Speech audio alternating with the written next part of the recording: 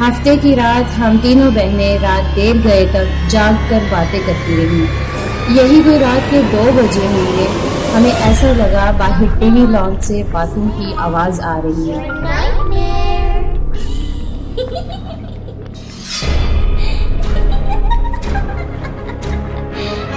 اس وقت کون ہو سکتا ہے؟ ہم بولتے ہوئے کمرے کا دروازہ کھول کر جیسے ہی باہر آئے تو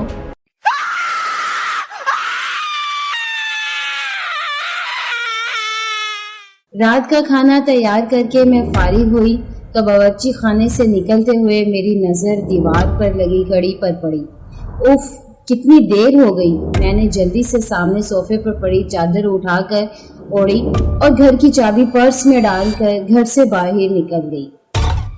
راستے میں ہی مغرب کی اذان شروع ہو چکی تھی۔ بچے کہیں گے آج مما ہمیں ٹیوشن سے لینا ہی بھول گئی۔ میں سوچتی ہوئی تیز تیز قدموں سے ان کے ٹیوشن سینٹر کی جانب بڑھ گئی۔ مما آپ نے اتنی دیر لگا دی، 7 سالہ ریحان شکایتی نظروں سے مجھے دیکھتے ہوئے بولا، جبکہ 6 سالہ انم بھی منہ پھلائے چل رہی تھی۔ مجھے اس کا منہ دیکھ کر بے ساختہ ہنسی آ گئی۔ اچھا سوری بابا، آئندہ خیال رکھوں گی، ایسی غلطی دوبارہ نہیں ہوگی۔ ہم تب مانیں گے آپ کی بات جب آپ ہمیں ہفتے کو نانوں کے گھر رہنے دیں گی۔ انم ریحان کی شرط پر میں نے ہنس کر حامی بھر لی۔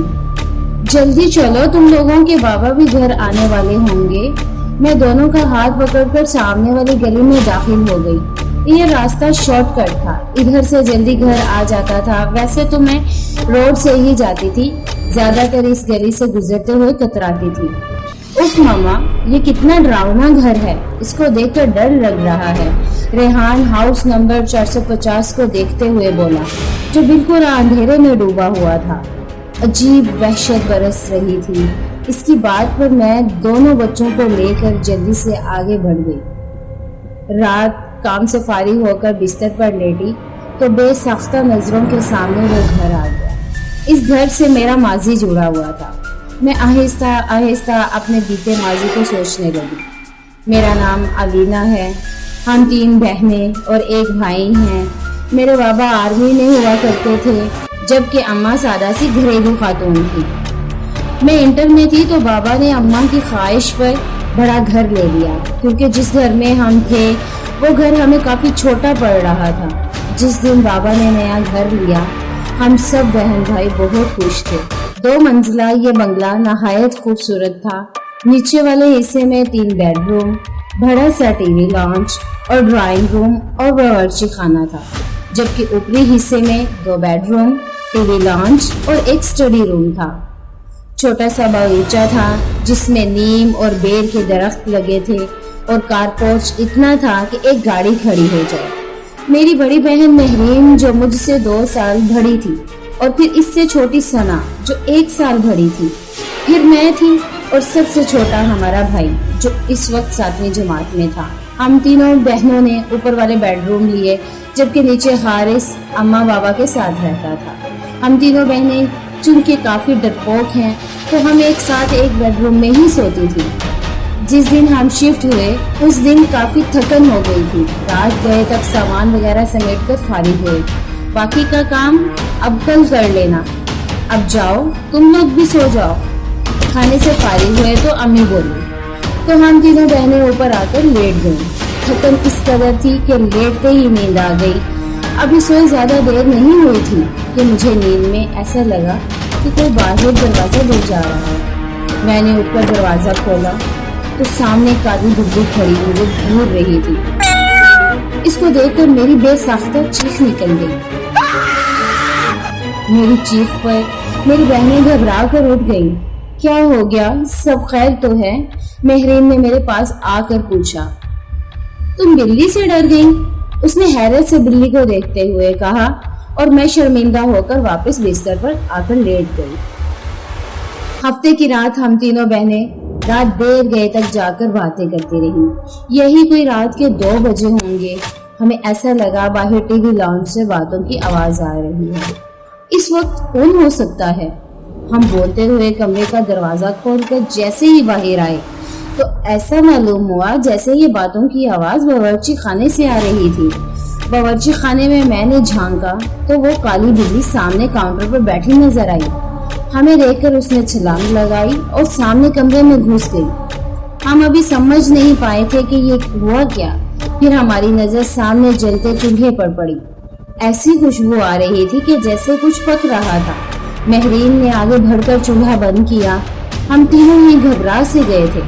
اس بات کا ذکر ہم نے اگلے دن امی سے کیا، جس پر وہ الٹا ہمیں ڈانٹنے لگی کہ جلدی سویا کرو۔ اتوار خالہ اپنی فیملی کے ساتھ ہم سے ملنے آ گئی تھی۔ رات دیر تک وہ اپنے گھر گئیں تو نیچے ٹی وی لانچ میں رکھے تخت پر بیٹھے ہم تینوں بہنیں اور امی باتیں کر رہے تھے، جبکہ ابو اور حارث سونے جا چکے تھے کہ امی کی نظر لانچ سے جاتی سیڑھیوں پر پڑی۔ ارے علینا بیٹا، اوپر دیکھو، کوئی بچہ رہ گیا۔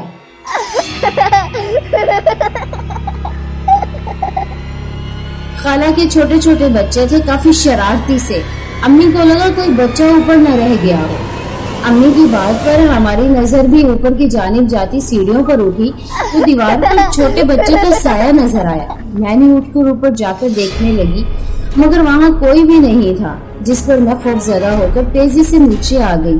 جب میں نے امی کو بتایا کہ اوپر تو کوئی بھی نہیں، تو امی بھی چپ سی ہو گئی۔ ہم سب ہی حیران تھے کہ جب اوپر بچہ نہیں تھا تو وہ سایہ کس کا تھا۔ کچھ دنوں بعد بات آئی گئی ہو گئی۔ ہم سب گھر والوں کو کزن کی شادی میں اسلام آباد جانا تھا۔ 2 ہفتوں بعد ہم واپس جب گھر آئے تو بڑی عجیب حیرت ہوئی۔ پورا گھر شیشے کی مانند چمک رہا تھا۔ ایسا لگ رہا تھا کہ روز گھر کی صفائی ہوتی رہی ہو۔ ہمیں یہ سب دیکھ کر بڑی حیرانی ہو رہی تھی، بلکہ حارث بولا ایسا لگتا ہے روز کام کرنے والی آ کر کام کر کے جاتی تھی۔ میں منہ دھونے کی غرض سے غسل خانے میں گئی تو غسل خانے کا گیلا فرش دیکھ کر مجھے حیرت کا دھچکا لگا۔ ایسا لگ رہا تھا جیسے کسی نے غسل خانہ استعمال کیا ہو۔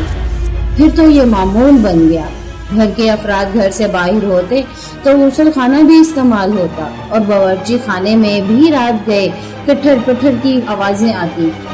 ہم لوگوں کو وہ کالی بلی مستقل گھر میں گھومتی ہوئی نظر آتی۔ ہم لوگ اب آہستہ آہستہ ان باتوں کے جیسے عادی ہوتے جا رہے تھے جب وہ ہولناک واقعہ رونما ہوا، جس کے بعد ہم نے فوراً وہ گھر چھوڑ دیا۔ رات کے کسی پہر امی کی آنکھ کھلی تو انہیں محسوس ہوا کہ چھت پر کوئی ہے۔ وہ سمجھی ہم بہنیں سونے کی بجائے گپوں میں مصروف ہیں۔ وہ دبے قدموں سے چھت پر آئیں۔ وہاں گول دائرے میں 10-12 عجیب شکل والوں کو بیٹھے دیکھا۔ وہ منظر اتنا خوفناک تھا کہ امی بے ہوش ہو گئی۔ فجر کی نماز کے لیے جب ابو اٹھے اور امی کو کمرے میں نہ پا کر لاؤنج میں آئے تو انہیں سیڑھیوں پر امی اوندھے منہ پڑی نظر آئی۔ ہوش میں آنے پر جب امی نے رات والا منظر بتایا تو ابو نے فوراً فیصلہ کر لیا کہ یہ گھر چھوڑ دینا مناسب ہے، اس سے پہلے کہ کوئی بڑا نقصان ہوتا۔ ہم نے وہ گھر چھوڑ دیا۔ آج اتنے برس گزر جانے کے بعد بھی سوچو تو خوف کی سرد لہر ہمارے جسموں میں دوڑ جاتی ہے کہ ہم 6 ماہ جس کو بلی سمجھتے رہے، در حقیقت وہ ایک جن تھا۔